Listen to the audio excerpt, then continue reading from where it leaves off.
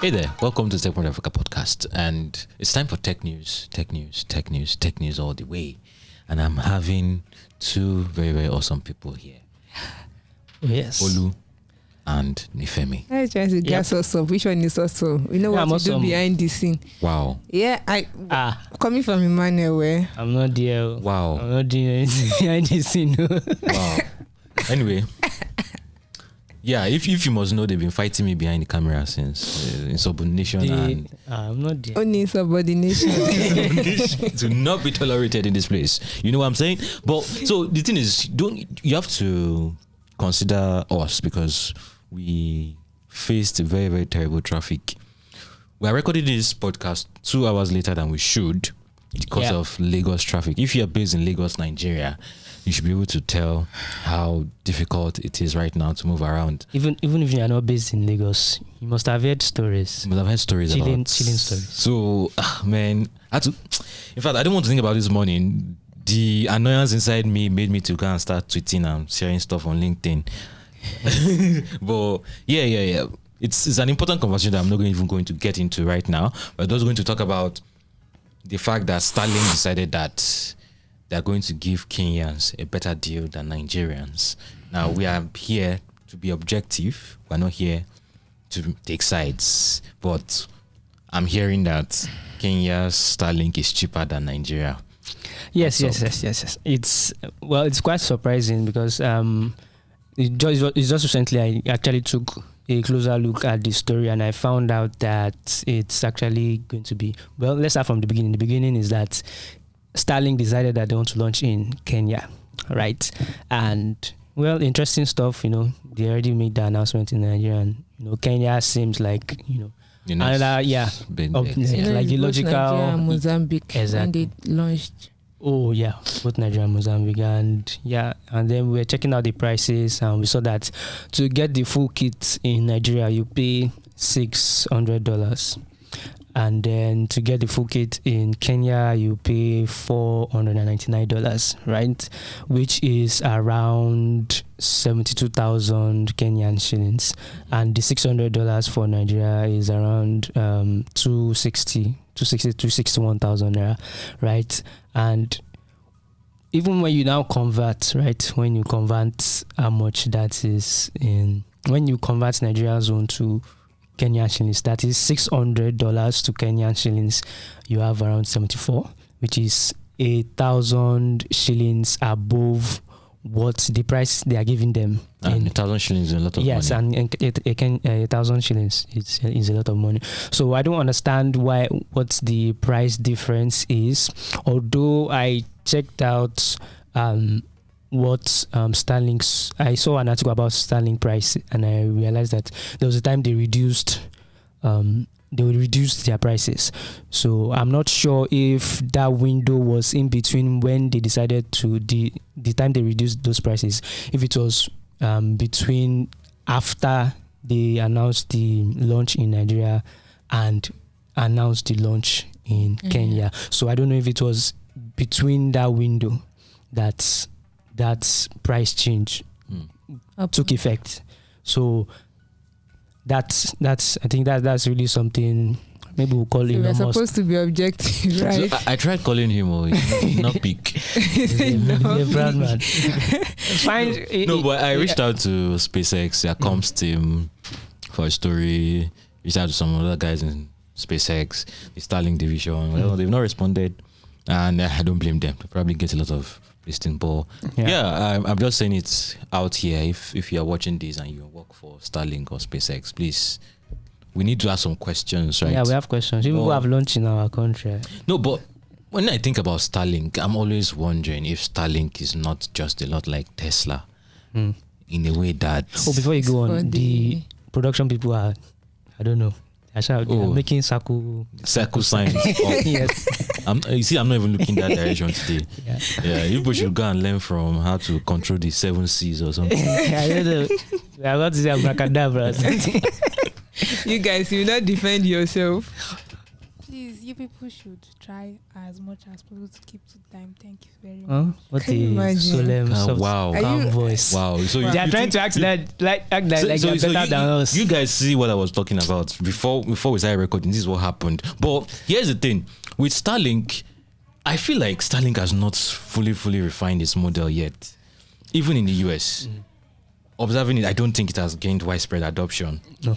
And coming to a place like Africa, where the price is noticeably higher than what An ordinary ordinary ISP. people. So, Yeah. and I put it once again. I put it on the podcast before, and I'm asking again: will a company who can afford Starlink choose Starlink over trustworthy fiber? Because internet connection is not the only consideration when you want to situate your company's headquarters. You should actually look at other macroeconomic conditions. So, yes, let's say the city of Ife has good internet. Is that enough to really leave Lagos To go there. to go there? So if I'm in Lagos, will I choose Starlink over Main One, Fiber One, or any of the fiber guys? Yeah, So if you it's want an to important feel among question. The same reason some people use Tesla in Nigeria, because I don't know why. So I don't care how rich I am, I'll never use Tesla in Nigeria. For now. For now, yeah. Yeah. There are lots of considerations. Like, I was talking with our CEO this morning. Is it not better to dig the ground and put fuel tanker inside? I mean, loading fuel inside it. they're buying a Tesla in Nigeria. In Nigeria, but that's fine. Then, yeah, let's move on from Tesla, right? I'm hearing Vodafone has laid off. Nifemi didn't want to do this story because she feels like layoffs have become so normal, so commonplace that it shouldn't really be newsworthy again. I do not agree. We don't have money. We need to cut operating costs. Really? That is what they say. That is the excuse. That is the excuse. No matter how big they See, if a startup is saying look. that, I will understand, because Meta- startups spend money like what I will not say is now. Meta a startup? Meta, basically, they carry the startup mentality. See, when Zuckerberg was ringing the IPO bell, why some companies will be talking about financials, blah, blah, blah. Zuckerberg was not interested. Yeah, everybody go back inside and start working, right? You can go and ring the bell at the New York Stock Exchange and be talking the Wall Street kind of talk. But Baba was growing. Work, yeah. Users grow. So Meta has, for me, most of all those big tech companies, they grew with that startup mindset. They became corporates, they became bureaucratic, but obviously It's still stuck with them. Still stuck with them, sort of. So when you hear a company like Vodafone is laying off, and you have to sit back, Vodafone is bigger than MTN in South Africa. alone. They have more South African users than MTN. Compared to MTN, typically dominates most of its markets, but they've not been able to dominate their hometown, right? Interesting. Vodafone, we are hearing, just sold its operations in Ghana. They bought that operation in Ghana for $900 million in 2008, and they're selling it to Telecel Group. And Telecel Group is this new upstart telecom company that's doing some kind of interesting things, and is led by one of France's most powerful families. So when you look at everything together, you should understand that they're laying off. We should be more concerned about this. Maybe there are bigger macroeconomic conditions than we are thinking about. So for me, I've been looking at all these big tech companies laying off as the tech bubble busting. For Vodafone, I've not seen them as that. I've seen them as a well-run company. I've seen them, but it still doesn't mean that the economic situation that everybody is going through will not get to them. I just feel like well-run companies will not be affected.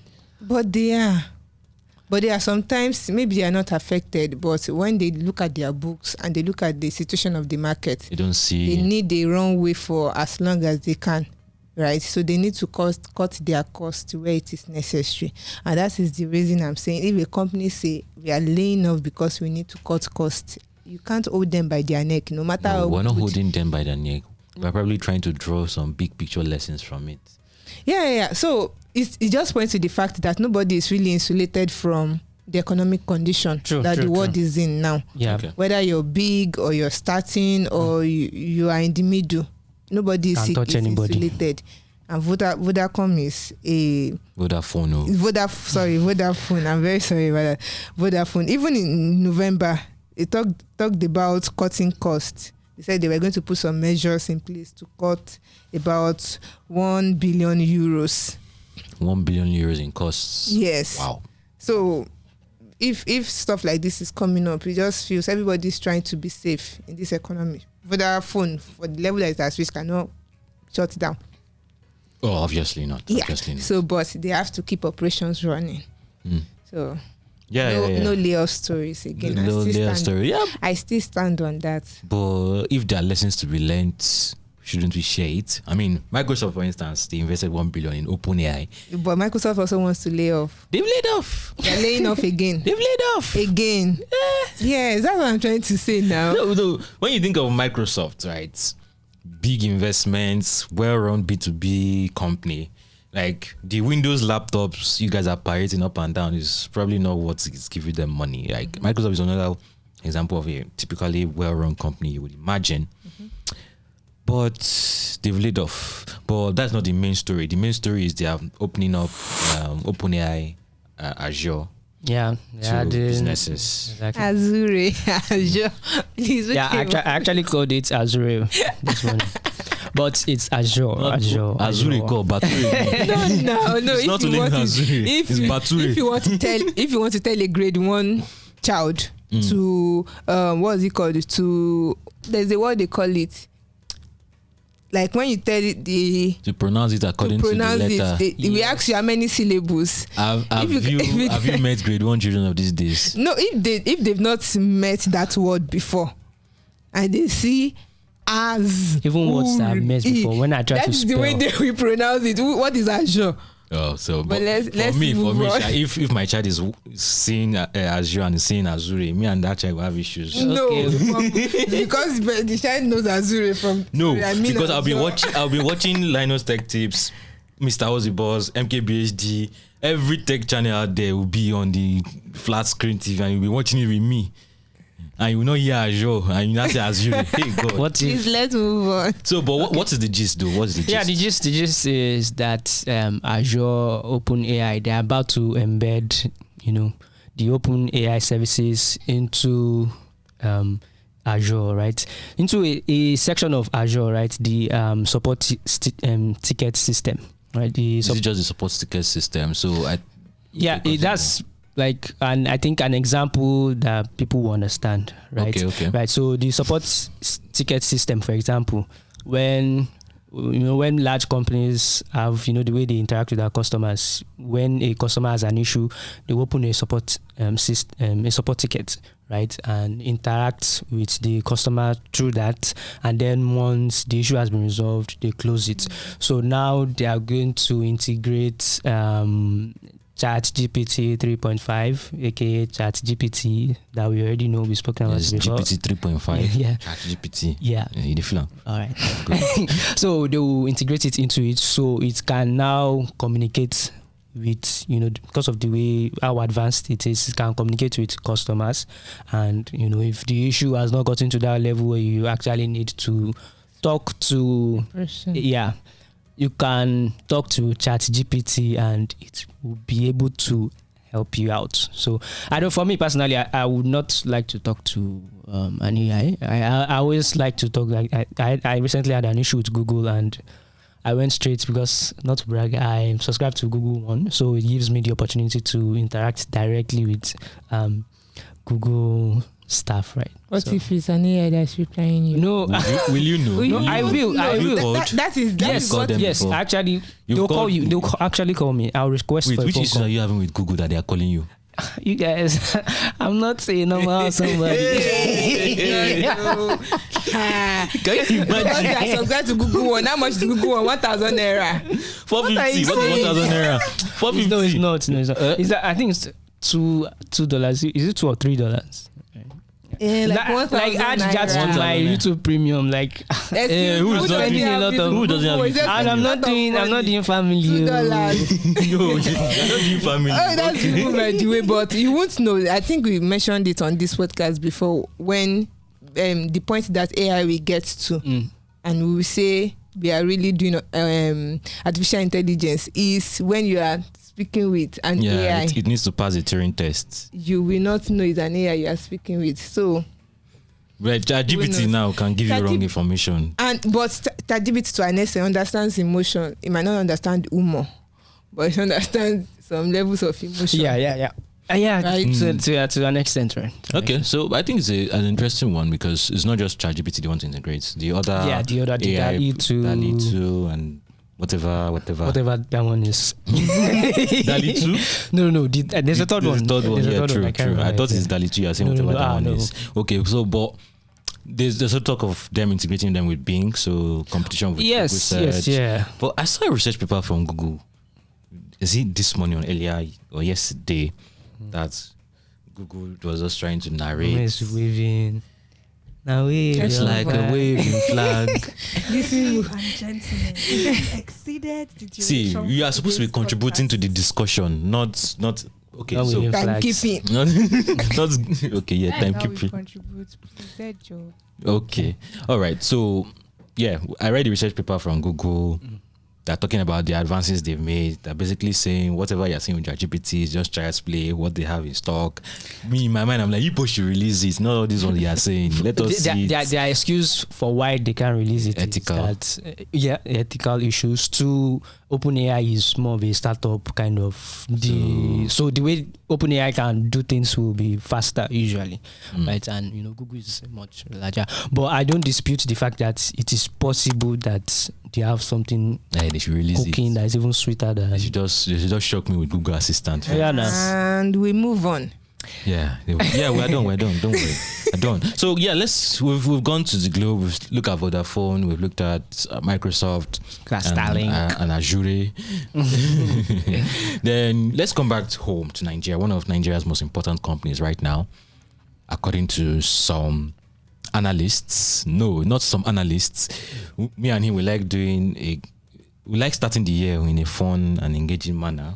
He called us Nicodemus, the liars. Yeah, so Adeji Olowe, the CEO of Lion Square, trustee of Open Bank in Nigeria, predicts that this company could become a commercial bank in 2023 because it makes sense.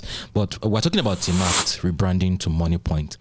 We don't typically talk about companies rebranding on the podcast, but considering what this company has been doing and what it has the potential to do, we think it's important to talk about MoneyPoint. So if you don't know TeamApt, we can't blame you because TeamApt is the company behind MoneyPoint. So for those of you, if we can add the POS device, there's a POS device that's from MoneyPoint that a lot of people use. I see it with a lot of people, not just in places like Lagos, in rural areas. When I was in Ife, a lot of guys were using MoneyPoint. And an event I attended they were talking about how a system they created in place to make sure that there's almost zero downtime for MoneyPoint. Like if MoneyPoint is not working, Nobody else is working. It's NIPS. Nobody else is working. Then they got a switching license. So, which is like when it comes to payments, a switching license is like the top kind of license you could get. So I on think the it level was of Paystack that got it. is it Paystack? Did Paystack get a switching license? Did Paystack? Abi Flutterwave? Which one? It was Paystack. Paystack switching license. Okay, let me calm down. But companies like InterSwitch and eTransact, they are like the big switches that we have, right? So getting a switching license, then one thing I think we should give a shout out to Benjamin Dada for that really, really insightful article that talked about TeamApt's journey from a company that started out as software company to develop software for other companies. They've now built such a very, very, very, very strong business. They have Monify, a solution for say stores, merchants to accept payments, track inventory, and all of that. And you have MoneyPoints, the main business. Then this rebranding is making me think, okay, probably setting up a holdco in Delaware, according to the article on Benjamin Data. A holdco in Delaware. So when companies set up a holdco in Delaware, they are basically trying to set up a company that allows them to receive money easily compared to say it's just registered in Nigeria. So that holdco international investors, Sequoia, Tiger Global, all those big VCs might be more comfortable investing in you when you're incorporated in Delaware. There are lots of regulations, there are tax incentives and blah, blah, blah. You can check out the article on TechPoint. Then that company in Delaware now has a subsidiary that is registered in Nigeria that holds the Nigerian license. So let's say a license is limiting you from doing something. Let's say you hold a switching license and you want to enter banking. Maybe the switching license is preventing you from entering banking. You could create another subsidiary that owns a banking license. So normally, if your holdco was in Nigeria, it would be difficult. But since your holdco is probably somewhere else, in whether US or Mauritania, whatever, you can have two subsidiaries with very, very strong businesses that are very different, who have different license, and those two businesses can be supporting each other. So what I'm seeing is a very, very, very big financial giant, not just payments, not just POS operations, not just You're talking about insurance, loans, forex. A lot of things could happen, especially if Moneypoint is able to get a commercial bank license in 2023. Yeah. So That would we're be wrong. mad. Paystack only got the payment service provider license, not the payment. I was switch I was license. shocked for you guys. Pissed No off. vex. Yeah. No vex. So who Very got it? sorry. Who got the switching license? Is it Flutterwave? No, AppZone got it last year. TeamApp got it last year. I don't think Flutterwave got it. So yeah. So you guys have been looking at me. You've not been asking any questions. You're just looking at me as if I'm your lecturer. Enlighten us, enlighten us. on. If I'm yanning dust now, you guys don't know. We'll be like the Berea. No, I mean, I know. We'll go and do our. I saw on the Tech Point. I saw on the Tech Point website how they That's- started, building software. Yeah. Started building products for commercial banks, and how they went on to creating Moneypoint, Monify, and now they are rebranding as that flagship It's product. easily that- recognizable. Yeah. Yeah. So yeah, it makes It sense. would be nice to see a startup enter into the corporate banking scene. We did really a startup. Well, I think it's just packaging they want to just start doing. These guys are crazy business because some people. people that call themselves banking contenders, Challenger banks. challenger banks, we not mention their name, but We know who you're talking about. we thought they would enter into that scene before. Before any other person. Yes, the way TeamApp came, where like the focus is on the non-tech people, like going into the market and getting them to use banking services. Hardcore. And well, yes, we would love to see it. We love to see it. Just one more thing, and I think that points to a fact that a lot of the solutions that Africa actually needs, that Africa really needs. It's for the They're not online. Exactly. They're not online. Exactly. It's So hardcore. when you think about it, right, what we actually need isn't totally online, right? So what are we not doing here at Tech? no, it doesn't. No, that is not online. Doesn't mean tech It's is not not tech. enabling. Yes. you to- Yes. True. So, and it's not even about it necessarily being online. It just goes to show that, I think we are seeing the pioneer era of tech in Nigeria, and what a lot of tech companies need to be doing. I don't want to be sound, but it needs to be bigger, right? It needs to go, it needs to go to the grassroots. It needs to be deep, right? Deeper, really, really deep, and not just, surface level. Well, that's a very important question, and every startup founder needs to be prepared to do the hard things this year. You think? Do hard things. You think? Do hard things. Don't worry. But if we don't do that, we will not be able to get to a stage where we can raise $50 million for a dog walking startup. We need to get to that stage. Yeah. A toothbrush sharing startup. We need to get there. But right now, Swimming pool Our sharing. problem is more than walking a dog. Exactly. no, I mean, you will see this Nigerian founder pitching with energy about how to go offline. Blah, blah, blah, blah. Then you see US-based founder like, Yeah. we want to raise a startup to compile compliments for you on Facebook. And Facebook acquired that startup. I'm like, okay, no problem. Cultural context is very, very important. Yeah. So I guess we should stop talking now and tell people goodbye. If you are But watching then us. there's something you have Oh, to say. yes. If you remember, if you're an avid watcher or listener, should remember that we had Precious, certified football sports person last week on the podcast. And we've released a report. The report is out right now. Go to intelligence.techpoint.africa to download the report immediately. And you'll be seeing an article on TechPoint. I don't think the article is live yet. We need to go and drag Precious. But yeah, the article is talking about how Qatar hosted the most technologically advanced World Cup in history. Qatar, this small country that everybody was looking down on. With oil money. Nobody is small with oil money. Africans, we need to have money. All this own our narrative thing. We need to have money to own narrative. That's the truth. All All right, people. So see you next week. And of course, do the thing. Like, subscribe, share with your friends and well-wishers. And the audio lovers, find us. You can always find us on Google Podcast, Apple Podcast, Spotify, Hi-Hat Radio, and anywhere else you get your podcast. All right. See you next week. Bye-bye. Bye.